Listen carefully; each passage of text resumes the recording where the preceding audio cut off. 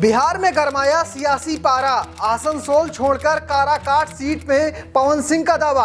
Karakat seat पर दिलचस्प होगी सियासी जंग, कैसे मिलेगी अब पवन सिंह को मंजिल।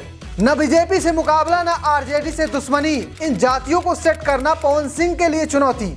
आसनसोल सीट छोड़कर पवन सिंह ने सबको चौंका दिया था, लेकिन अब काराकाट सीट से चुनाव लड़ने के ऐलान ने सबको भौचक कर दिया है।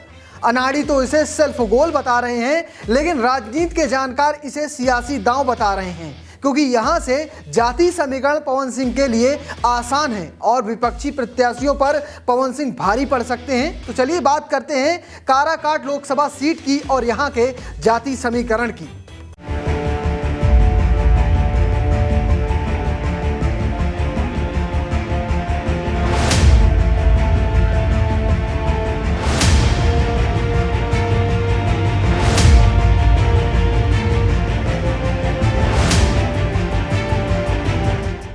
पवन सिंह के काराकाट सीट चुनने के पीछे एक नहीं 3 बड़े कारण हैं। पहला यहाँ का जाति समीकरण, दूसरा यहाँ के विपक्षी प्रत्याशी और तीसरा आरा से काराकाट की नजदीकी।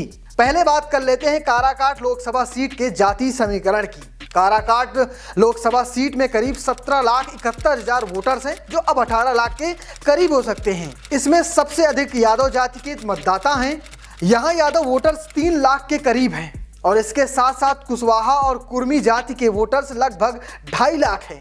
यहाँ मुस्लिम वोटर्स करीब 1.5 लाख हैं। साथ ही राजपूत वोटर्स 2 लाख के करीब हैं। वैश्य मतदाता भी लगभग 2 लाख हैं। ब्राह्मण वोट की बात करें तो 75,000 है और इसके अलावा भूमिहार समाज के करीब 50,000 वोटर्स हैं।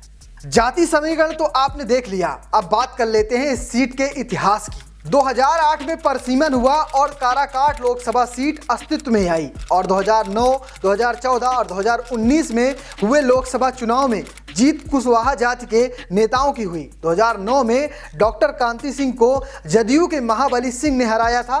तो 2014 में एनडीए प्रत्याशी रहे उपेंद्र कुशवाहा ने यहां पर जीत दर्ज की थी, तब उन्होंने आरजेडी की डॉक्टर कांति सिंह को चुनाव में मात दी थी।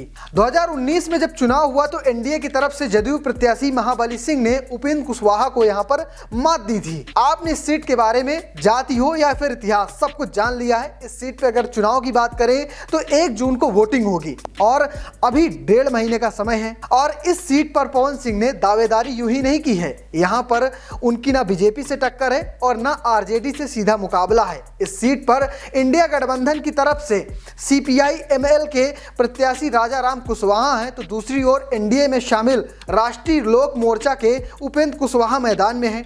ऐसे में पवन सिंह को यहां फायदा मिल सकता है। तो चलिए बात कर लेते हैं कैसे जीत सकते हैं पवन सिंह।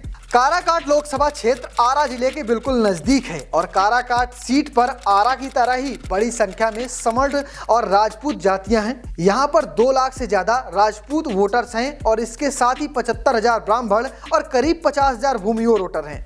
लव कुश यानी कोयरी और कुर्मी वोटर्स 2.5 लाख हैं और यहाँ 2 कुशवाहा प्रत्याशी आपस में लड़ रहे हैं, जिसका फायदा भी पवन सिंह को ही मिलेगा। और इन सबसे अलग पवन सिंह भोजपुरी के सुपरस्टार हैं। हर जाति और हर धर्म में एक अलग ही इनकी पकड़ है। ऐसे में पवन सिंह फिल्मी सितारा से नेताजी बन सकते हैं। तो अब आपको क्या लगता है, कौन मारेगा इस लोकसभा सीट से बाजी? कमेंट बॉक्स में जरूर बताना। क्या पवन सिंह का यहाँ से दावेदारी पेश करना सही है या गलत, ये भी आप हमें जरूर बताइएगा। और हाँ, पेज को फॉलो करना, चैनल को सब्सक्राइब करना बिल्कुल मत भूलना। धन्यवाद।